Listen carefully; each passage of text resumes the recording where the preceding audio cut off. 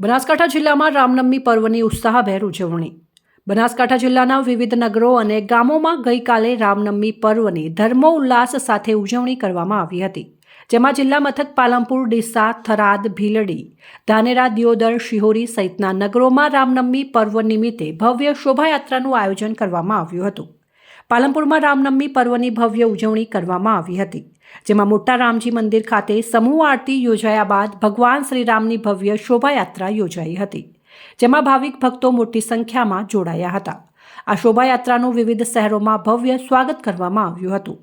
રામનવમીના પાવન પર્વે પાલનપુરમાં પથ્થર સડક રોડ ઉપર આવેલ મોટા રામજી મંદિર ખાતે પૂજાપાઠ અને મહાઆરતી કર્યા બાદ ભગવાન શ્રીરામની વાસ્તે ગાસ્તે શહેરમાં ભવ્ય શોભાયાત્રા યોજવામાં આવી હતી. વિશ્વ હિન્દુ પરિષદ આયોજિત ડીસામાં રામનવમીની ભવ્ય શોભાયાત્રા બપોરે નીકાળવામાં આવી હતી. જેમાં મોટી સંખ્યામાં રામ ભક્તો જોડાયા હતા. જે શોભાયાત્રા રામજી મંદિરથી મહારાણા પ્રતાપ ચોક, અંબિકા ચોક, પશુ બજાર, બગીચા સર્કલ, ફુવારા સર્કલ, ભગવતી, લેખરાજ 4 રસ્તા, સોનીની ચાલી થઈને રામજી મંદિરે પરત ફરી હતી.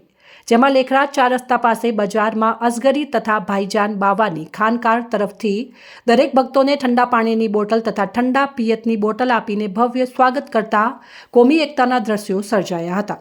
આ પ્રસંગે શહેર પોલીસે ચુસ્ત પોલીસ બંદોબસ્ત ગોઠવી પ્રસંગને સફળ બનાવ્યો હતો. જેમાં વિશાળ સંખ્યામાં રામ ભક્તો જોડાયા હતા.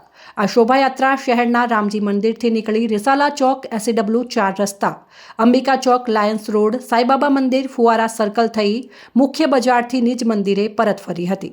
જેમાં રાજ્યસભા સાંસદ દિનેશભાઈ અનાવાડિયા, ડીસા ધારાસભ્ય પ્રવીણભાઈ માળી અને પૂર્વ ધારાસભ્ય શશિકાંત પંડ્યા, ગુજરાત વેરહાઉસિંગ કોર્પોરેશનના પૂર્વ ચેરમેન મગનલાલ માળી, ડીસા શહેર ભાજપ પ્રમુખ વર્ષાબેન પટેલ, તાલુકા ભાજપ બાદરસિંહ વાઘેલા, અમૃતભાઈ દવે, ડીસા પાલિકા પ્રમુખ રાજુભાઈ ઠક્કર સહિત મોટી સંખ્યામાં આગેવાનો જોડાયા હતા.